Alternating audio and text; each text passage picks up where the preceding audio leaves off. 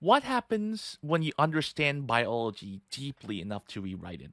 That question led to a treatment which pushed leukemia into remission in up to 90% of patients, called CAR T cells. And that's just one example of what's possible that we are building up to in this video.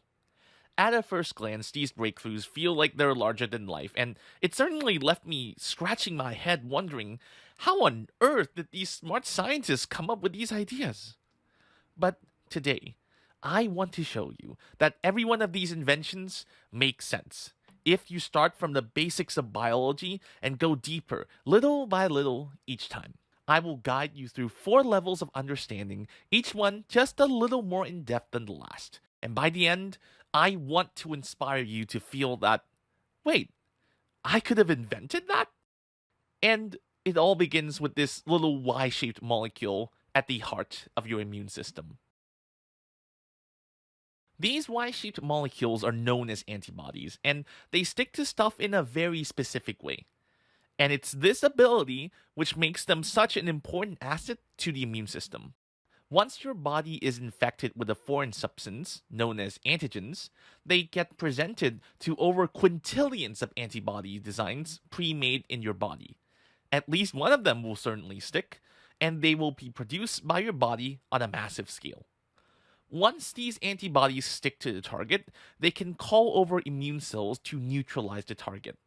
It's effectively a homing beacon for your immune system. Because of all that, these are used everywhere in the medical care system, whether that is snake antivenom, rabies, or even severe cases of COVID. However, we have one big problem. We can't use humans to mass produce antibodies for commercial use.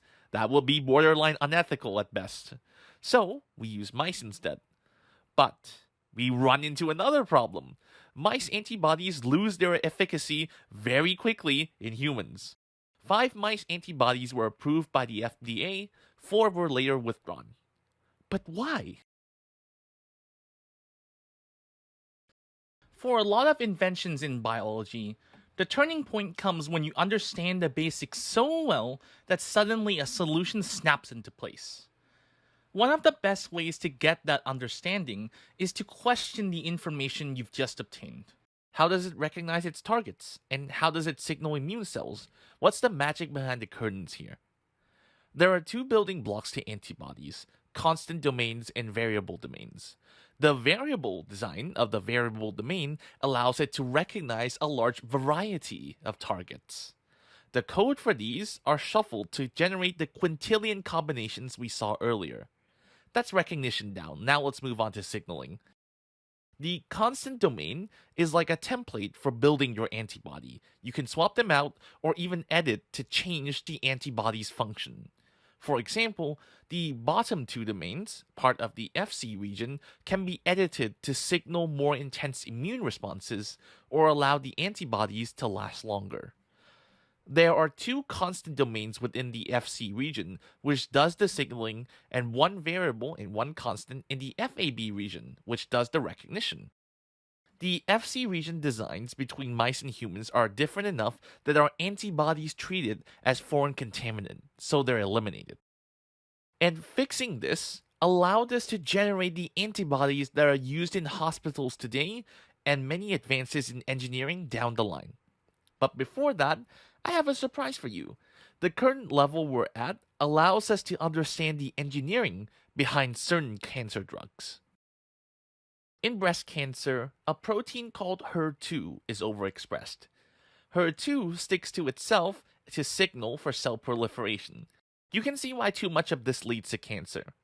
The antibody drug, Herceptin, comes in and blocks 2 receptors from uniting. How unromantic. Well, that's a cool strategy and all, but what if I told you that this antibody was actually first made in mice? And it doesn't lose efficacy over time in the human body. So, how did we engineer? We can actually graft the variable region from mice and place it into a human template. But to seal the deal and make it as human as possible, we only copy a very specific part from the variable region, these little loops, because they contribute the most to recognition.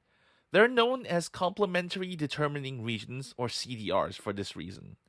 So, we copy the mouse CDR DNA sequence and plop it into a gene for human antibodies, and they work great for humans. This process is known as humanization, and most cancer related antibodies are made this way. 31, in fact, and only one was ever withdrawn.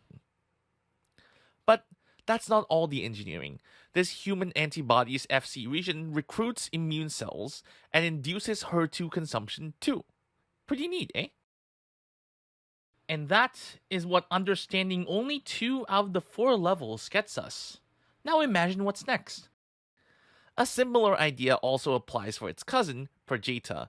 It changes from blocking domain 4 to blocking domain 2 of HER2, which prevents it from binding to other receptors relevant to breast cancer. But why not use both antibodies at once? It turns out that by looking at their structures, you will see that they clash and become less effective. So how do we fix this? It begins with answering this question. Who said that antibody architecture has to be held sacred? And it's this mindset that brings us closer to CAR T cells and beyond. You can combine the variable region of both Perjeta and Herceptin while omitting a constant region to create a new antibody that can fit and bind domain 2 and 4 at once. This is what is known as bispecific antibodies. For this new antibody in particular, it led to better receptor clustering and more of the receptors to be swallowed by the problematic cell. Targeting 2 things at once is extremely useful beyond this. For example, you can attach a killer T cell and a cancer cell together and eat popcorn while you watch them duke it out. Just because something is, doesn't mean it has to be. Speaking of T cells, this line of thought finally leads us to CAR T cells. But first, what even is a T cell? T cells, specifically the killer kind, works kinda like antibodies, but they're actual cells. They go around patrolling other cells looking for fragments of proteins presented on cells that indicate bad health or cancer. If their receptor recognizes it as foreign or cancerous, the T cell will kill the problematic cell. See? Very similar to antibodies. But sometimes, cancer cells can get pretty clever. They can just simply not present these bad signs and escape detection. There are many solutions to this problem. Even if the cancer hides these fragments, there are some markers that are unique to cancer cells. It's just that T cells can't recognize them. So, how do we make T cells recognize these markers? If recognition is the problem, then why don't we build our own recognizer? We've been doing that throughout the entire video, haven't we? Remember from level 2? Only the variable region is necessary for recognition. So, why don't we cut out the rest and link the 2 separate pieces together to create a single variable chain fragment? This is then attached to the signaling domains for T cells.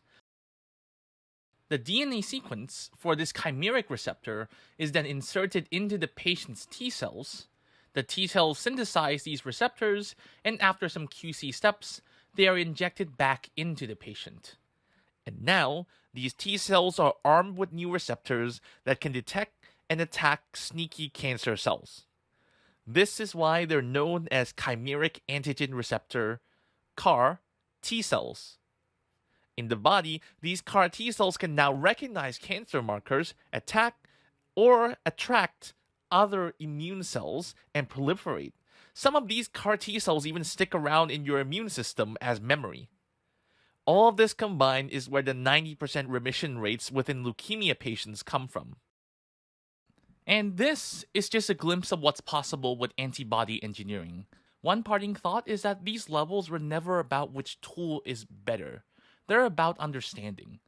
In the real world, CAR T cells aren't always going to be the right answer. Sometimes a simple bispecific antibody is faster, cheaper, and more effective. The true power isn't having the fanciest tool. It's in knowing which one to use and why.